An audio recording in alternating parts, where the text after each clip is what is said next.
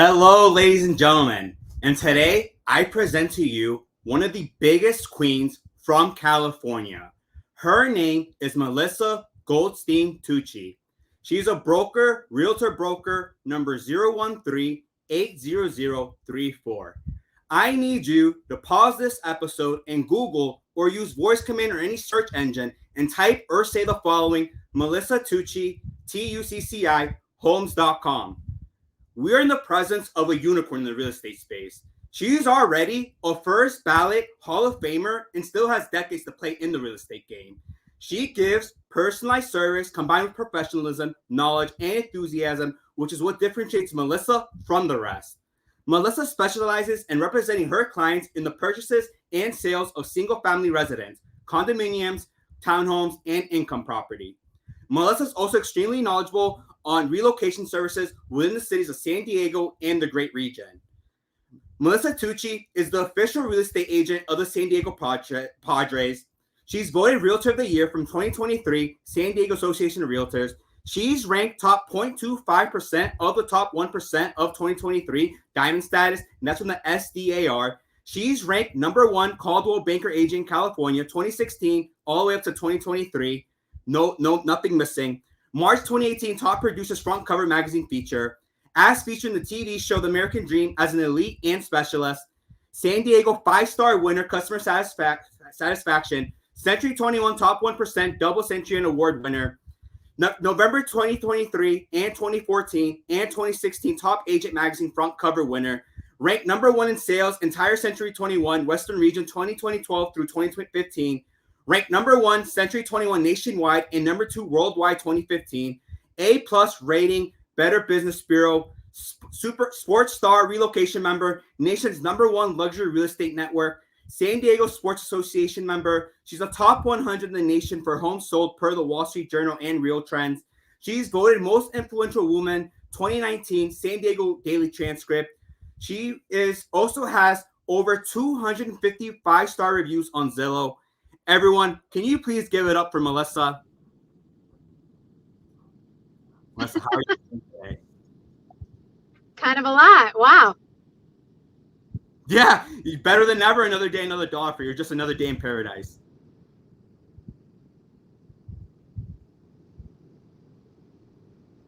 Can you hear me? You know what? I still have the background music, so I hear you, but the background music's talking. I apologize for that. Let me see. That's okay. If there's any way to turn that out, that would be fantastic. Yeah, of course. We're just gonna. How about now? Ah, much better. Thank you for calling that out. Yeah, no problem. That was a lot of reading of different credentials. Yeah, you're a superstar. Right? Yeah. Can you share for me where you're from originally? How did you end up in Indiana studying psychology? And what made you want to serve people in real estate? And do you apply anything from what you learned from your university until now?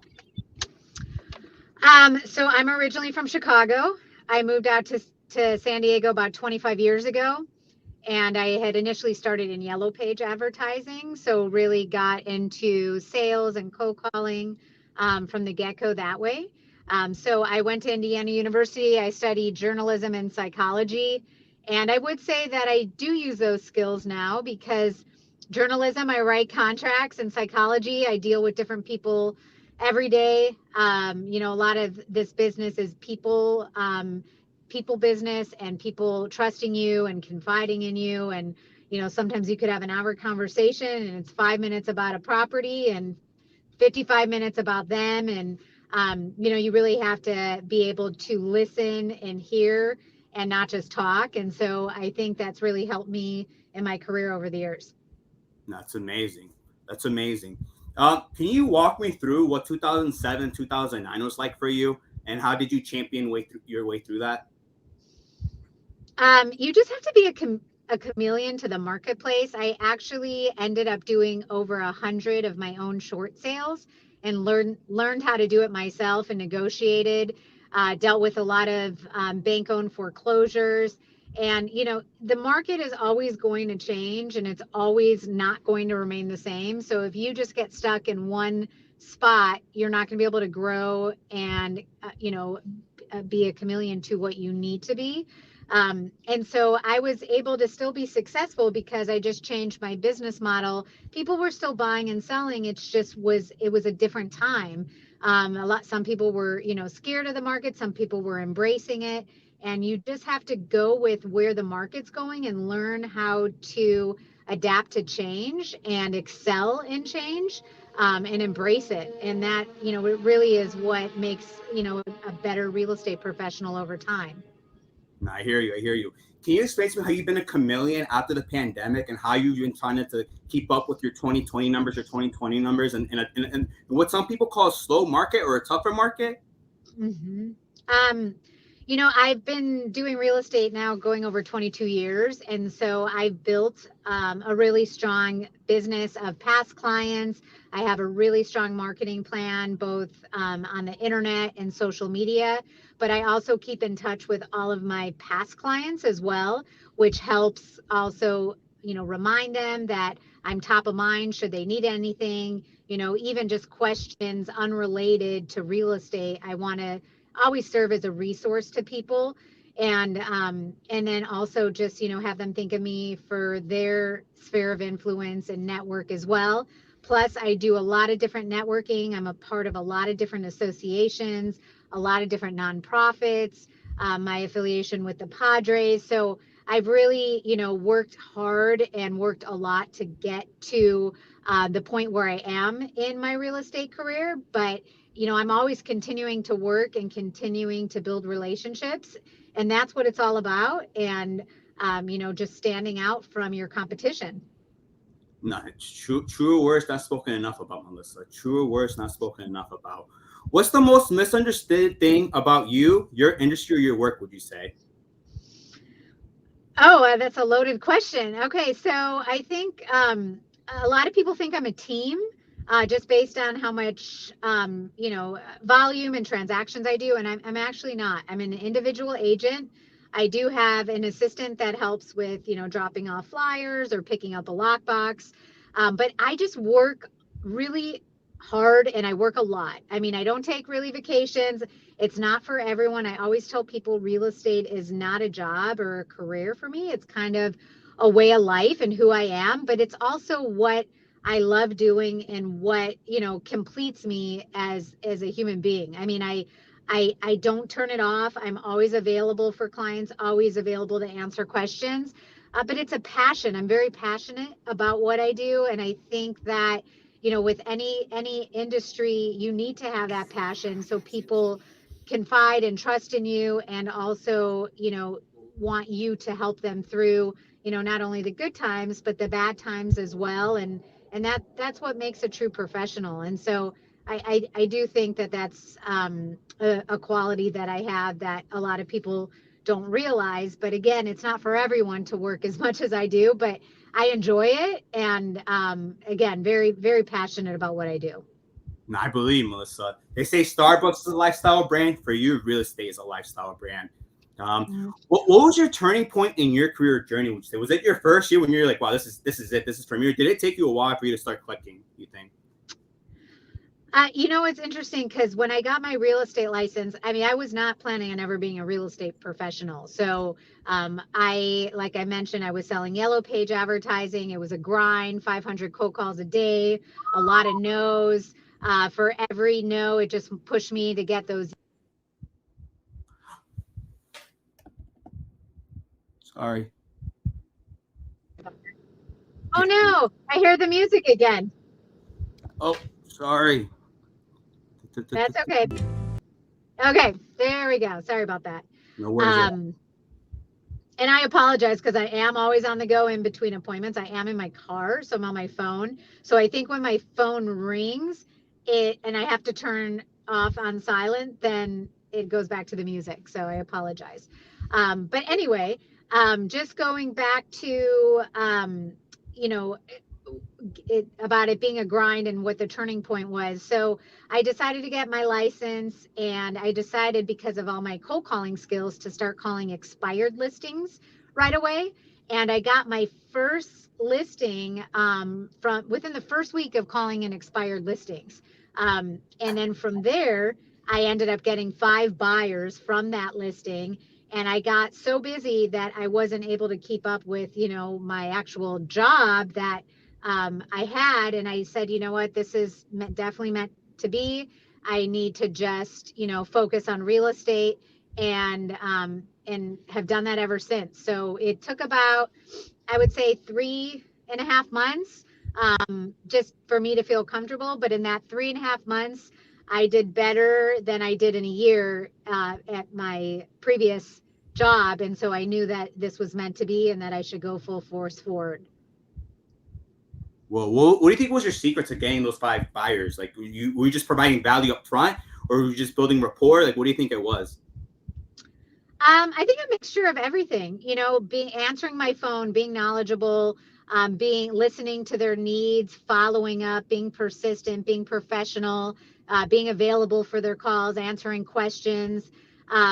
People want to work with someone who they like and trust and is knowledgeable. And I just hold myself to a higher level of professionalism. And I think that's really what set me apart. And like I said, it was like almost my calling. I mean, I never thought I would be doing real estate. And then once I started in it, it was as if I should have been doing it my whole life. And then I ended up getting my broker's license in 2005. So, really just went full force into real estate. And like I said, it's who I am. It probably defines me or could not define me, but it's just, it's just part of me, and it's what I'm very passionate about. I believe you, Melissa. I believe you. What's the biggest misconception people have about real estate in today's world in 2024, would you say? I think some people think that they don't need a real estate professional because everything is online and they could do their own research and kind of could just go directly to the owner or the seller. And real estate is so much more than that. You need someone there not only for negotiations up front, but during the transaction, during inspections, during appraisal period. I mean, there's so much to real estate that you really do need a professional, not necessarily always to just hold your hand, but to be there for you, to guide you, to educate you. And that's really, a true value of a real estate professional. Plus, it does make a difference who you work with to help you get offers accepted, to help you get your houses sold faster at a higher price, a really strong marketing plan, different contacts, different sphere of influences. All of that makes a big difference. So I think it's really important in today's age with AI, with so much information online, that people really understand the need for an actual valued professional to help them through, one of the biggest transactions of their life. No, I completely agree with you. I completely agree with you. Do you think in 5 to 10 years, lobbyists will get paid enough for you to start doing transactions in blockchain, or do you think you'll still be writing the same contracts as you are right now? No, I think I'll still be writing the same contracts I am now. I mean, the contracts could, of course, change, just like, 20 years ago, the contract has evolved and is longer and has more information now on wire fraud and different contingencies that we never used to have. I know some professionals in real estate that have been in the market for 50 years and, they had a 1-page contract to start. So I just think it'll continue to evolve over time, but I don't think it'll make that huge of a change. No. When you put it that way, yeah, I totally believe you. If there's one thing you could change about the real estate industry, what would it be and why? I would say, it's pretty easy to get a real estate license. And I think some people think that it could be a hobby or just do it sell a couple of homes a year. And I think, unfortunately, because of that, it kind of cheapens the role of a real estate professional. There's a lot of negativity around real estate professionals in the industry. I think just because of misinformation and, some people ruin it for the rest.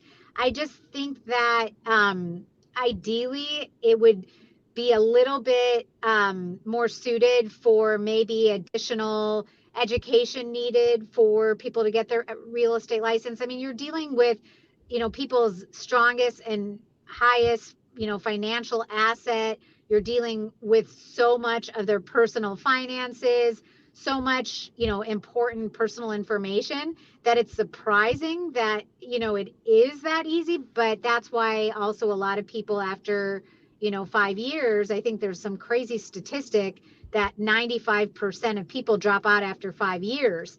So I do think it's important to have continuing education and to stay up on all the contractual laws, because again, this is, one of the biggest assets that people have ever in their life. And I think it's really important to take it seriously.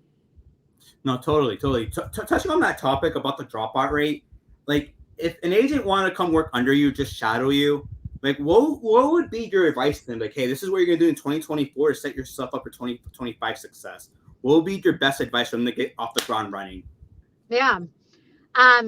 So I don't have anyone work under me, so I wish I could say that I would allow that, but I don't think I could. But hypothetically, and let's pretend if someone were to shadow, I would say if you're a newer agent, you want to just get out there and get as much exposure and get as much interaction with the public, whether that's through organization that you're part of. If you have kids, any athletic or school organizations, do open houses, do a lot of social media and internet marketing. Business is not going to come to you if you're not doing anything. You need to be proactive and make it happen. If you've been doing real estate for 20 plus years and you have a great network and you're getting referrals, that's amazing. But if not, you need to start somewhere. It doesn't come easy. You need to make your own reality happen. And so again, it's just a matter of getting the word out, having people know what you do, and also not necessarily always talking about what you do, but having people listen to you and like you about other things, and then building that trust and that rapport. And then in turn, they will be more open to working with you as well. No, thank you for sharing that. I truly appreciate that. What's the most courageous decision you made recently, and how did it impact you? The most courageous decision I've made. Well, I ended up buying my office, even though I'm affiliated with Coldwell Banker. I am a broker. I did buy and purchase an office in 2005, and then in 2016 bought the neighbor property and tore those both down and built a 30,000 square foot mixed use that I just got a final permit on just at the end of last year. And so for me, that was a huge accomplishment to actually get through that. During COVID, it took over 6 years to actually get done. And so, being in this industry, there's challenges for, other people as well getting things done. But, as a real estate broker, to see how hard it was to go through that and still, come out of it with flying colors and now have this great property and rentals, et cetera, was really, really rewarding, but really difficult to go through that. But, still pressed on, just like I would have told, my clients the same thing, but, for myself. And so that's been a big challenge and hurdle that was amazing to overcome. Holy smokes, you really do have like a long-term mentality, mindset. Like you do see this as a long game and not a short Right. game. Right. That You got to is, practice what you preach. yeah. And then what's your goal for the next 5-10 years with that 30,000 square foot building, or just for yourself? So there's a restaurant space below, and then I have about 7,000 square feet office space that I am keeping part for myself and then potentially renting out. And then I have 5 Airbnbs that are currently all rented out pretty consistently, which is amazing to have, that income coming in after 6 years of just pouring, hundreds of thousands of dollars into getting this approved. So it's very rewarding. And like I said, I practice what I preach. I mean, I know a lot about real estate, but to be in it personally and to have different investments and, go through the process with the city and, the county on other properties really gives you some invaluable information that I could help and, pass along to my clients as well. Ladies and gentlemen, what Melissa Tucci is pulling off, very few can pull off. She's literally put in her 10,000 hours for her to do that. Melissa, I wish you all the best with that. I hope you manifest all your goals and dreams. What's the next big thing we should expect in the real estate industry, and how are you contributing to it? Besides what's happening in August, or can you touch a little bit on August and then maybe something else that people should probably know about? Sure. Well, let's see if that happens, because remember, it was originally supposed to be earlier and then in July. So I don't know. I've been manifesting maybe we'll have, some extensions on that. But I mean, honestly, what's happening in August with, the real estate commissions and people concerned about, their buyers having to potentially, pay their commissions. You just, again, this is just like what happened with all the changing markets. You just have to be, it's going to happen whether you like it or not. You have to be a chameleon and just deal with it and be able to show purpose and value why someone should be working with you, and also how you're going to explain things. It's really should be the same way as it always has been for sellers. You want to offer a commission, and then with buyers, explaining how you're going to work in their corner, how you're going to try not to have them pay any commissions. And it's just, I think, again, communication, trust, and showing worth of why you need to be there versus someone else, and that's why they're going to trust you and want to engage your services. Not preach. I'm curious, how do you handle criticism or negative feedback if it's ever happened to you? Just curious. Of course it's happened. It's you have to develop a thick skin over time. I try not to take things so personally, but I've definitely hardened over the years, just because I don't like to lose, right? I want to win. So if I go on a listing appointment, I have a pretty good ratio of closing those, but no one's perfect. I don't get every single one, and yeah, it makes me mad. And but I of course handle it like a professional and just ask if there's something I could do different. Sometimes people want an agent that's literally like a block away. Sometimes someone ends up going with their friend, or they have some family that they need to go with, or someone is a broker that tells them they're going to get 500,000 more for their house, and then they're not happy and gets them locked in. But no, I think what's really set me apart over the years is I like to win. I am an A+ personality. I'm very competitive, and I don't like to lose. But you have to lose sometimes in order to win, as cliche as that sounds. And so, I always try to make it a learning experience. I never want to lose anything. I always, in a multiple offer situation, when there's 20 offers and I get my offer accepted, it's like, that's what drives me. I don't care about the commission. I care about winning. I care about getting the deal. I'm more of like a deal junkie than monetary driven. And maybe that's what's helped me, because it's not like I'm looking for the next, bill to pay. But yeah, no one's perfect. No one could get it all, but I want it all, right? And that's, I think, what makes me better, is that I always want to win, and always want to be the best I could be. No, I totally hear you. I love that you continuously ask people, like, hey, how can I give you a 5-star user experience in case things don't go your way? You're constantly honing, mastering your craft. And ladies and gentlemen, in case you haven't figured it out, like, Melissa plays for keeps. She plays for bragging rights. She plays to say she's got it like that. What's the story behind your most memorable success or failure, would you say? I think probably the biggest success is my affiliation with the San Diego Padres, being affiliated with a Major League Baseball team.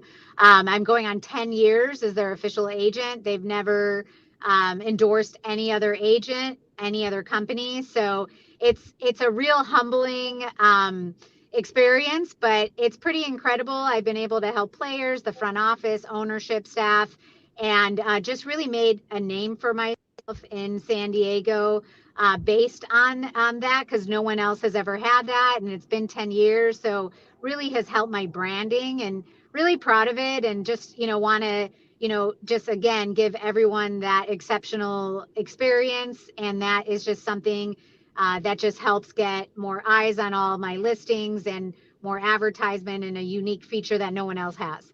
No, it truly is. You're literally a unicorn in the space, and I love that you're helping the community, not just the fans, but also the people in that building that show up to work for that. Absolutely. who or what inspires or influences you the most in your work, would you say? I'm married. I have three daughters, and I'm inspired to set a good example for my family and to show that you could be a strong female and be successful in the workplace. My oldest daughter is now a college graduate. I still have two high school daughters, and when my oldest daughter went to college, she wrote me a letter saying that she could be half of the woman that I am, that she knows she'd be successful in life. And that just to me is everything, because they see how hard I work. They see how much I make a difference in people's lives. And for me, for them to see that and to know that I'm trying to make a better place is just truly heartwarming to me. And so that's just what really pushes me, just to set that example for my kids.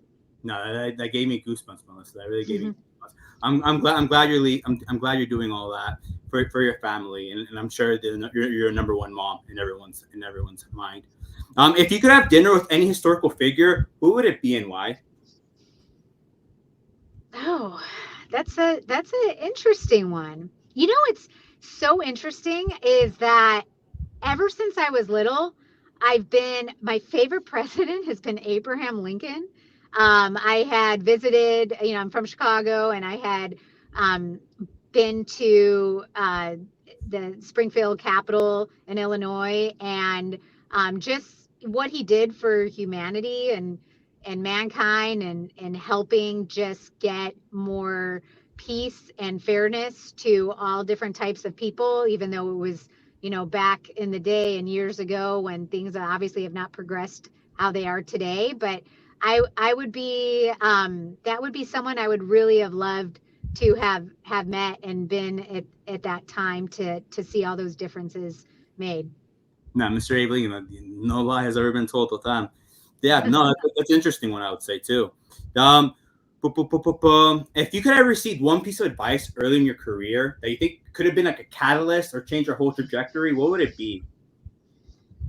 Um, I think that I've always just been a super hard worker. I've always tried to be, number one at everything that I do. And I think it's okay to not be number one at everything. And you have to kind of figure out what you're good at and focus on those skills versus try to be good at everything. So that way you're not setting yourself up for, failure or having unrealistic expectations.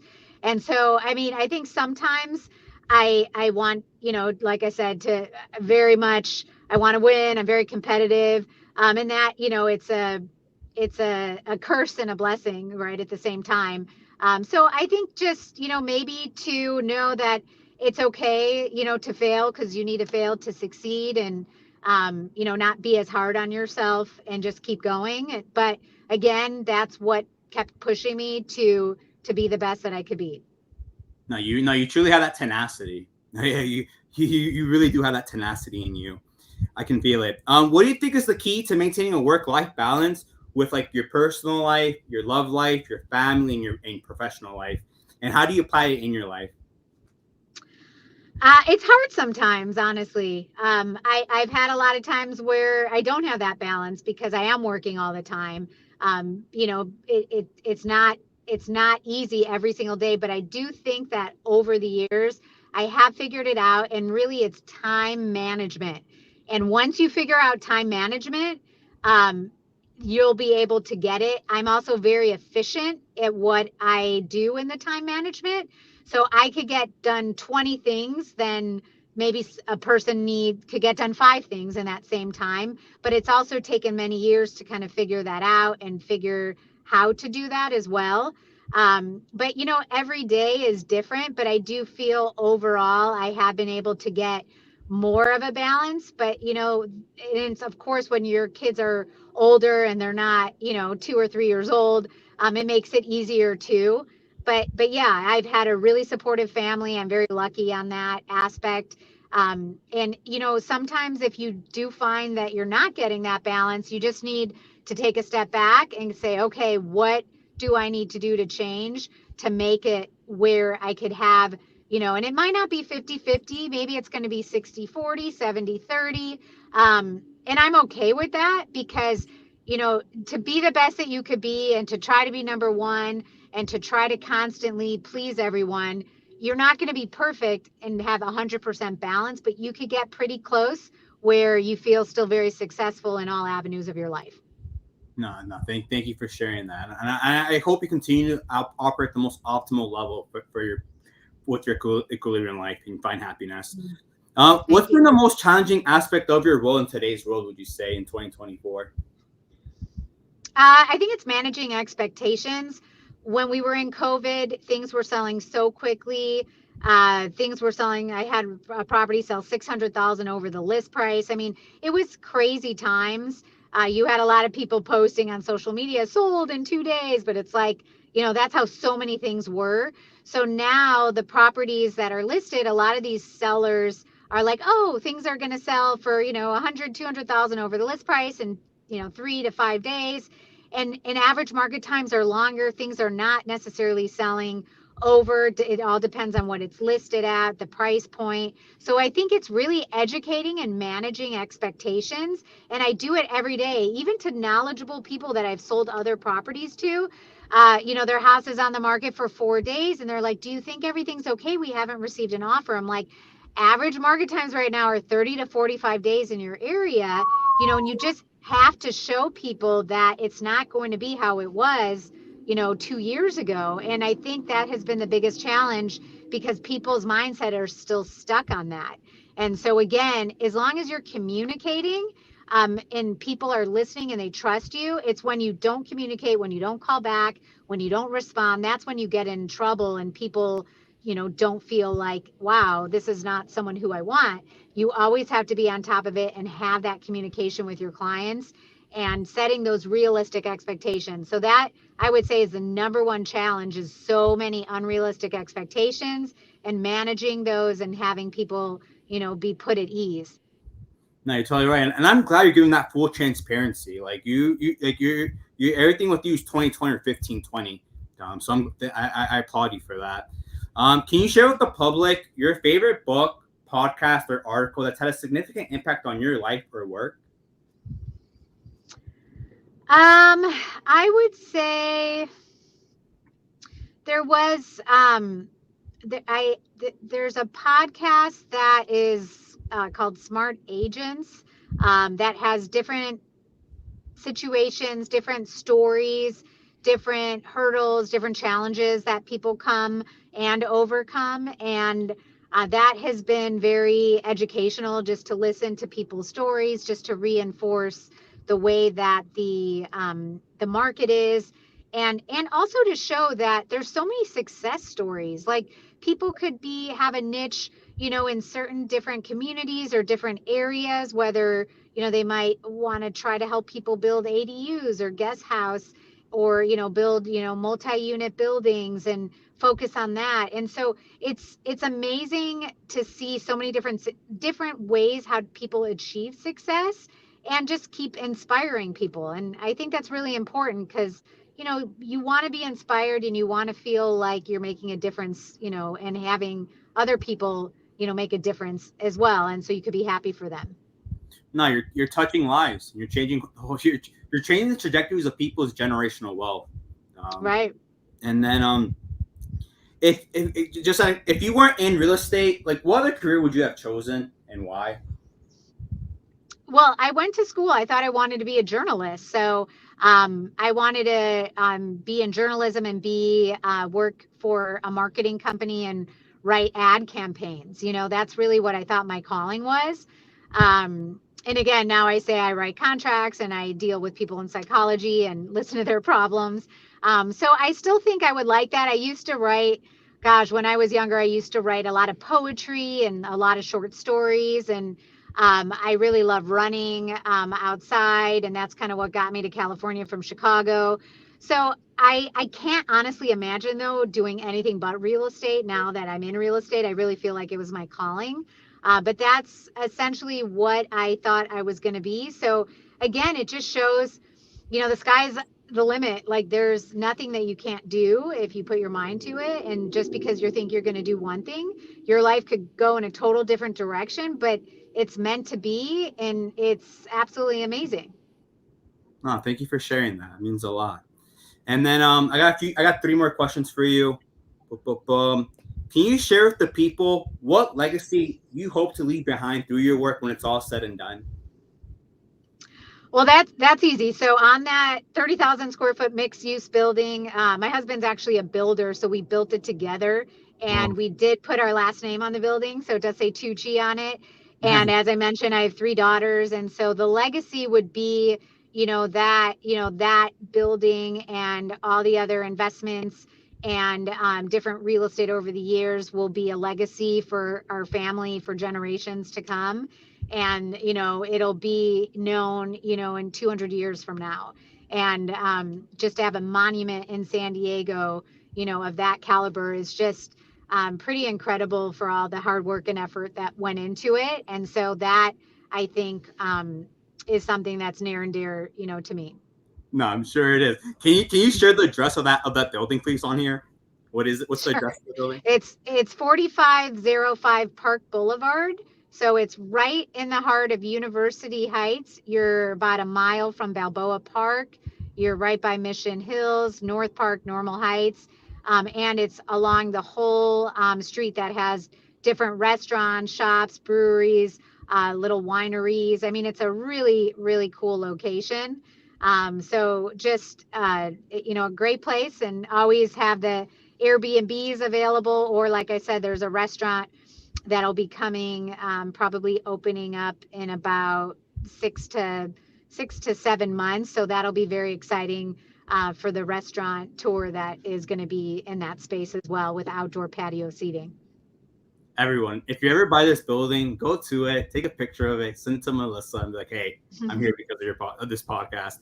But before I got two more questions for you. I'm gonna rewatch this when I'm really, really old, like 80, 90 years old. What's one piece of advice you want to leave with me? Just, you need to do what you love and what you're good at, and you need to find what makes you happy. And if you could find just one or two things that you love about what you do every day, then embrace those and expand on those. And don't try to be something you're not, because people might try to do what I did with cold calling and with yellow page advertising, and that's not for everyone. So you need to find what works for you and embrace it and just continue to grow from that. Thank you, Melissa. Thank you. And how would and then here's the last question I got for you, and then you can say whatever you want to say in your heart to the people before you hop off. So how do you explain to somebody that their wage growth is 2 to 3%? The inflation of a home that they like, the home that they like is goes up in value 5 to 6% every year. So it's actually better to buy right now than them to think that it's better to wait until the interest rates drop. Because if rates drop, that home value is going to go up, and there's going to be more competition, and they're going to be competing more. So actually, right now is like the best time to buy. How do you explain to that someone in an eloquent way? Well, exactly that. And I just say, obviously you don't want to feel pressured. However, once the interest rates come down, there's so many people that are on the fence that are going to now be your competition. So you're better off getting in now, and you are benefiting, even potentially maybe getting a better price, getting some credits for its closing costs or buying down your interest rate.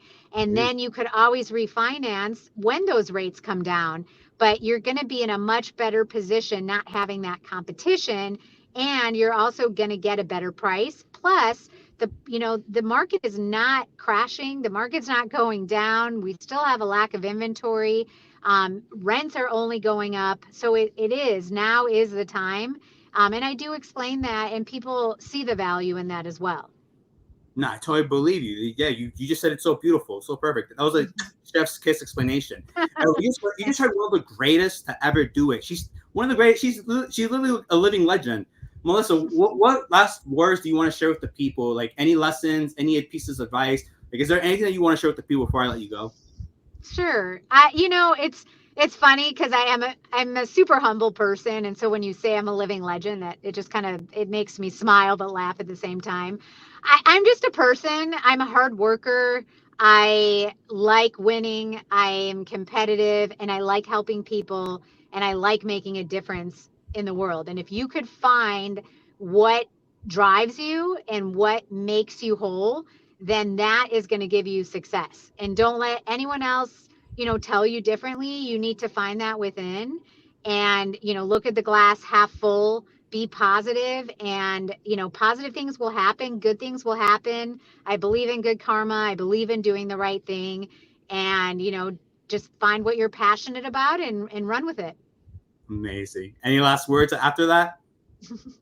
I appreciate being on this show. Thank you so much. And, if anyone has any questions, I'm always happy to, take a call or email or text and, make a difference for someone and hopefully. Ladies and gentlemen, I'm going to put her email and her phone number in the description. So just make sure you click on the description. And yeah, Melissa, thank you so much for blessing me with your time today. It's a true My honor. pleasure. Have a great rest of your day. Thank you so much. Same to you. Hope the second half of the grand. I hope to have you again on the show in 2025. Okay. Thank you. Okay. Bye. Bye.